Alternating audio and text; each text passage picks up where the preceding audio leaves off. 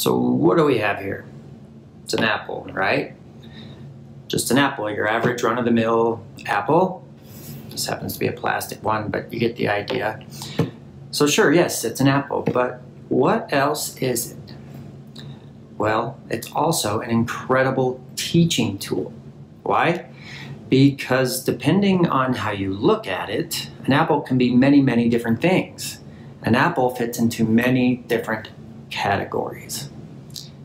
An apple is food, but it's not just any food. It's a fruit.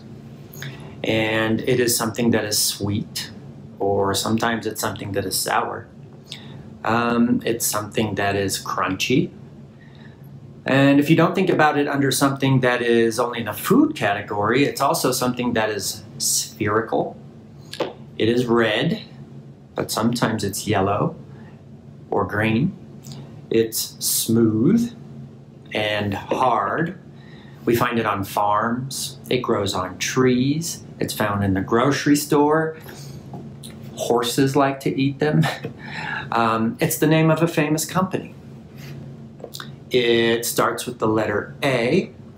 And let's see, when you tell your child that you love them, you can tell them, "You are the apple of my eye."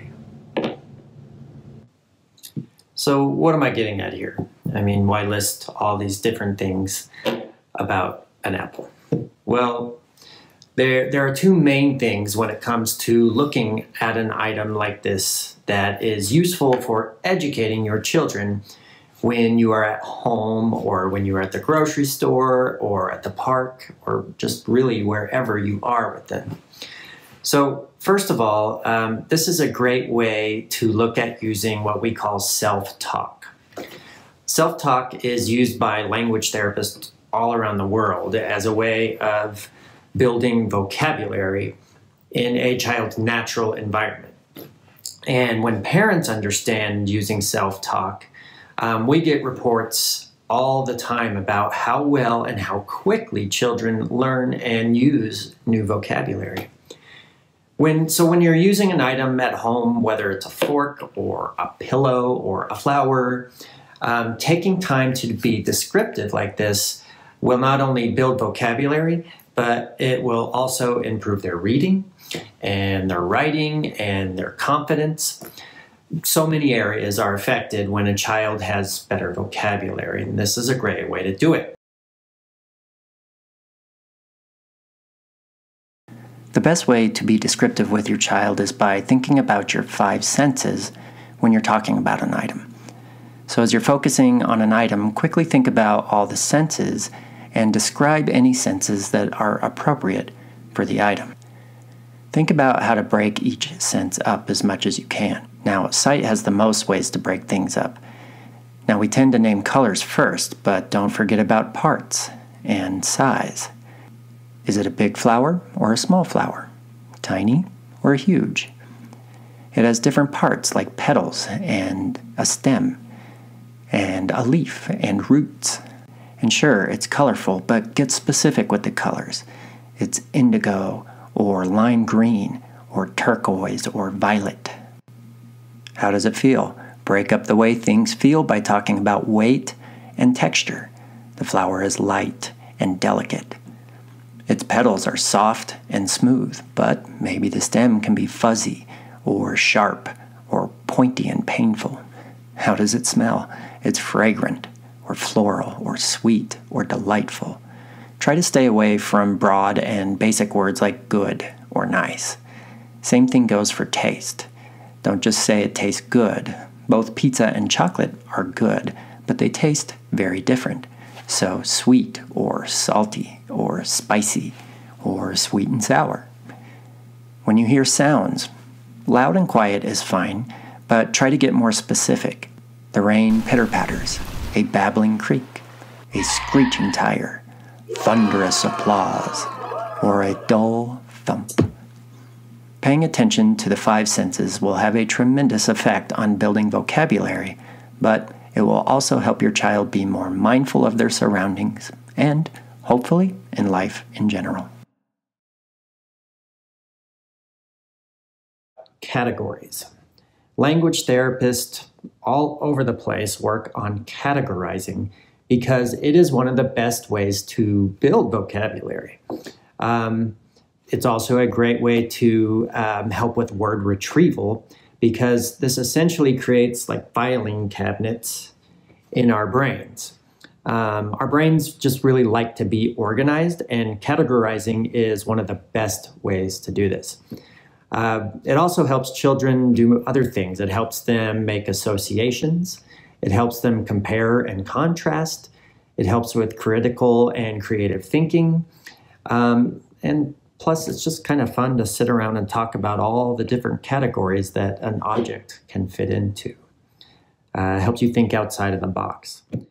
For example, when you ask yourself, what is it? What is a bear? Well, we can start with the broadest categorization and just stay there if we want. So on one hand, it's an animal. But you'll find that once you start discussing categories, that on the other hand, it can be very different, more informative and more creative. Because just saying animal doesn't tell us that much, so start drilling down into other categories. When categorizing, think about the type. So it goes among mammals. Where does it exist? It lives among forest items, but not always. What is its function, or what does it do? It's among things that like to fish and hunt. We just talked about describing, so how is it categorized based on its descriptive features? It's among fuzzy things and big things and things that roar. So as you can see, with categorizing, it provides children with a framework and a map for when they need to access vocabulary. And as we have shown, it provides perspective. Things can be one way on one hand, but entirely different on the other hand. And perspective is what ultimately allows for more creative thinking and better critical thinking. And hopefully, more tolerance with people and events that they will encounter throughout their lives. So next time your child asks you for a glass of milk or a cookie, keep all of this in mind. That way you'll know that the apple of your eye will always have a wealth of vocabulary at their fingertips. Thank you.